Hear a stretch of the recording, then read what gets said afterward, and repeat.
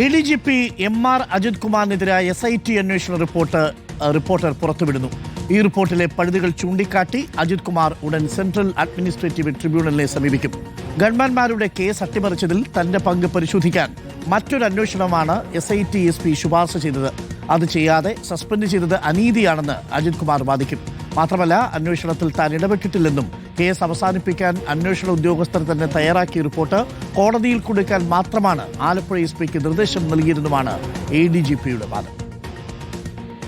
മുഖ്യമന്ത്രിയുടെ ഗൺമാൻമാരുടെ ആലപ്പുഴയിലെ അതിക്രമം സംബന്ധിച്ച കേസ് അട്ടിമറിച്ചതിന്റെ അന്വേഷണത്തിൽ ഇടപെട്ട ADGP MR അജിത് കുമാറിനെതിരെയുള്ള കുറ്റപത്രം തന്നെയാണ് പ്രത്യേക അന്വേഷണ സംഘത്തിന്റെ തലവൻ SP AP ഷൗക്കത്ത് അലി DGPക്ക് സമർപ്പിച്ച 9 പേജുള്ള റിപ്പോർട്ട്. എന്നാൽ അതിലെ പഴുതുകൾ ഓരോന്നും തേടിയെടുത്ത് കേന്ദ്ര അഡ്മിനിസ്ട്രേറ്റീവ് ട്രിബ്യൂണലിലേക്ക് നീങ്ങാനാണ് അജിത് കുമാർ ഒരുങ്ങുന്നത്.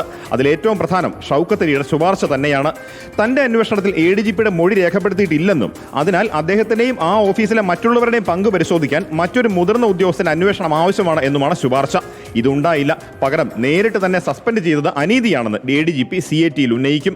SIT റിപ്പോർട്ടിന്മേൽ DGP വിശദീകരണം തേടിയപ്പോഴും അന്വേഷണ സംഘം തന്റെ ഭാഗം കേട്ടില്ലെന്നും തനിക്കെതിരെ മൊഴി നൽകിയവരുടെ വാദങ്ങളെ ഖണ്ഡിക്കാൻ കഴിയുമെന്നും അതിന് അവസരം നൽകണമെന്നും അജിത് കുമാർ ആവശ്യപ്പെട്ടിരുന്നു. DYSPമാർ അടക്കം ഉദ്യോഗസ്ഥരുടെ മൊഴികൾക്ക് പുറമെ അജിത് കുമാറിന് ഏറ്റവും കുരുക്കായത് അന്നത്തെ ആലപ്പുഴ ജില്ലാ പോലീസ് മേധാവിയായിരുന്ന ചൈത്ര തെരേസ ജോണിന് അയച്ച 2 മെസ്സേജുകളായിരുന്നു.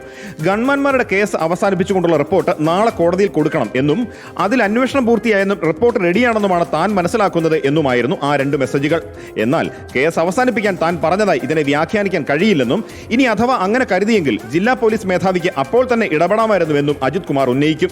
ഇതിനെല്ലാം പുറമെ SIT നിയോഗിച്ചത് തനിക്കെതിരെ അന്വേഷണം നടത്താനാണോ അട്ടിമറിക്കപ്പെട്ട കേസിൽ തുടരന്വേഷണം നടത്താനാണോ എന്ന ചോദ്യവും ടേംസ് ഓഫ് റെഫറൻസ് ചൂണ്ടിക്കാട്ടി അജിത് കുമാർ DGPയോട് ചോദിച്ചിരുന്നു. നിശ്ചയമായും ഇതും ADGP ആയുധമാക്കുമെന്ന് ഉറപ്പിക്കാം. അതിനിടെ സസ്പെൻഷന് ശേഷമുള്ള വകുപ്പുതല അന്വേഷണത്തിനായി DGP റാങ്കിലുള്ള യോഗേഷ് ഗുപ്തയെ നിയോഗിക്കാൻ തീരുമാനമായിട്ടുണ്ട്. അനിൽ ഇമാനുവൽ, റിപ്പോർട്ടർ, തിരുവനന്തപുരം.